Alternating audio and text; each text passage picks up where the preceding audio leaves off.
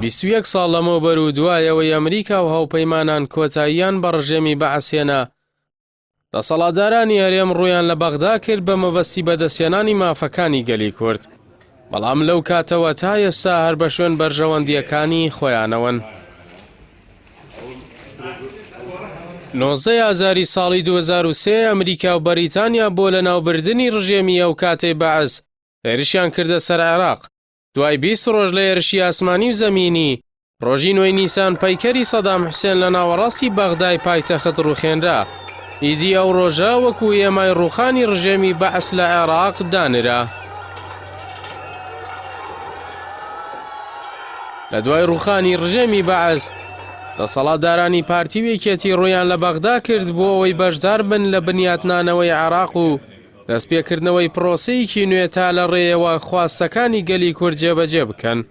بەڵام لەو کاتەوە تا ئێستا ئەوەی بەلایەنەوە گرنگ نەبێت گەلی کورد و داخوازیەکانیەتی، ئەوەش کە هەمیشە بەدوایەوەن بەرژەوەندی کەسی و حیزبی خۆیانە.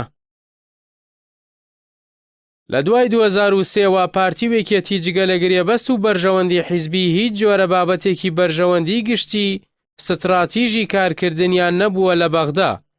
لەوێ شەڕی ئەوان هەمیشە لەسەر پلە و پۆستە و لێرە شەڕی کوردایەتێکی ساختە باوڵاتیانی هەرێم دەفرۆشن و لەو ڕێیەوە نوقمی قەیرانی بێموچەی و بێکاری و نەبوونی خزمەتگوزاریان کردوون.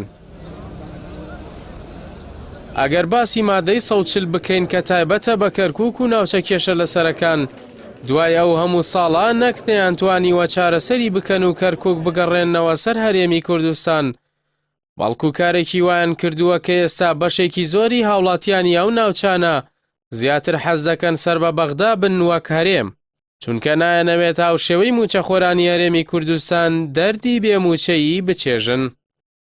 پارتی وێکێتی لە هەرێم سەرجەم جونگەکانی دەسەڵاتیان بەدەستەوەیە و لە بەغداش پۆستی سەرۆک کۆمار و جێگری سەرۆکی پەرلەمان و چەند وەزارەتێکی دیکە ئێستیار دەیانتوانی لەم ڕێگەیەوە دەستکەوتی گرنگ بۆ گەلی کورد بەدەست بێنن، بەڵام ئەوەی ئێستا بۆیان ماوەتەوە حکومڕانیەکی بەسەرچووی پەککەوتەیە، ناتوانن بەبێ بەغدا تەنانەت موچەیە کە سەرەتایی ترین مافە بدەن بە موچەخۆران. ئەمە جگەلەوەی هەرێمی کوردستان لە خراپترین دۆخدایە و ئەو پەڕی لاوازە لە دوای ڕووخانی ڕژێمی بەعسەوە. ئێستا و دوای 21 ساڵ شتەکان پێچەوانە بوونەتەوە. ئەگەر ئەو کات خەڵک پارتی وێکێتی ناردبێت بۆ بەغدا تا شەڕ لەسەر داخوازیەکانیان بکەن، ئێستا کارگەیشتووەتەوەی هاوڵاتیان ڕۆژانە سەردانی بەغدا دەکەن تا لە دادگای فیدراڵی عێراقی نوێسکاڵا لە دژی بەرپرسانی پارتی وێکێتی تۆمار بکەن. ئەوانەی پێشتر بانگەشەی گواستنەوەی ئەزموونی خۆیان بۆ بەغدا دەکرد، ئێستا لە دەرەنجامی شکستەکانی خۆیان سەرە دەگرن بۆ بینینی بەرپرسانی بەغداد. بەرپرسانی دوو حیزبە حکومڕانەکە لە دوای ڕووخانی بەعسەوە خۆیانیان کرد بە ملیاردێر و دۆزی کوردیشیان بە ئاسێ گەیاند کە نەک ناوچە دابڕێنراوەکانیان نەگەڕاندەوە، خەریکە ئەوەشی هەیە لە دەستی دەدەن.